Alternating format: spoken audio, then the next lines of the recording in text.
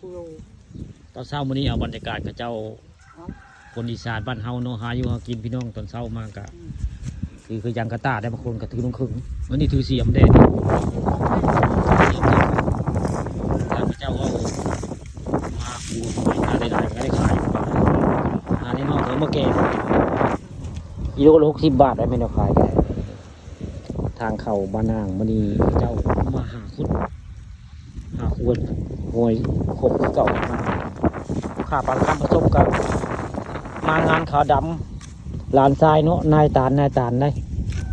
บ้านด่างตำบลนาตาลมื้อนี้งานขาวดำนายตาลได้ แต่มาเห็นที่เพิ่นครัวหอยก็เลยเอาภาพกับเจ้าครัวหอยมาให้เบิ่งใหม่ชมได้ยังบ่ฮอดงานขาวดำพี่น้องมาพ่อญาติพี่น้องได้พี่เกิ่งพี่เกศได้เพิ่นมาครัวหอยพอดีได้กินอยู่เพิ่นเว้านี่เด้หอยเพิ่นนี่หอยครัวนี่มันสิแซ่บกว่าหอยอยู่ในใบเตยที่เป็นหอยเนี่ยถ้าหอยอยู่ในห้วยนี่ฮันมันสิบ่แซ่บบ่เอ้ยเนาะ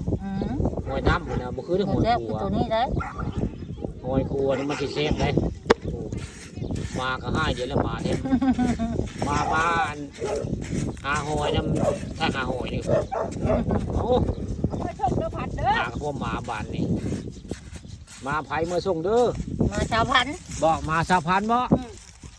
าชาวพันธุ์โอ้คนเจ็บเลยเด้อ นี่เดียวละบาทนี่นี่เดียวละบาทนี่เอามือเสียบอ่ะบามันก็จะมาในผู้เจ้าเนาะอ๋อ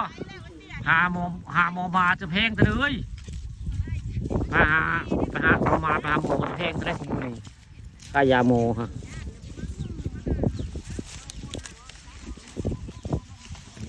ภาพบรรยากาศเจ้าหาอยู่ตอนเช้าทางเข้าบ้านอ่างวันนี้ผู้ขาปลาคำผสมยังพอดสายใจยังมาเบิ่งกับเจ้า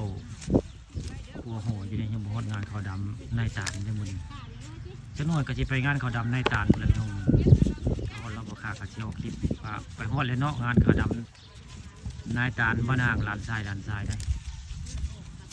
ตัวนี้ยังพอดงานเพิ่นได้เอาภาพมันกับเจ้าหาอยู่หากิน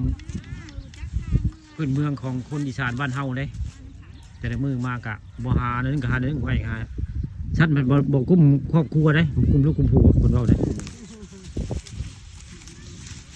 ผัวแห้งไปนอนให้นอนนาบอกพี่เกศนอนนาบอกพี่เกศผัวเจ้าค่ะนอนนาเนาะนอนนาเลี้ยงไก่บอก นอนนา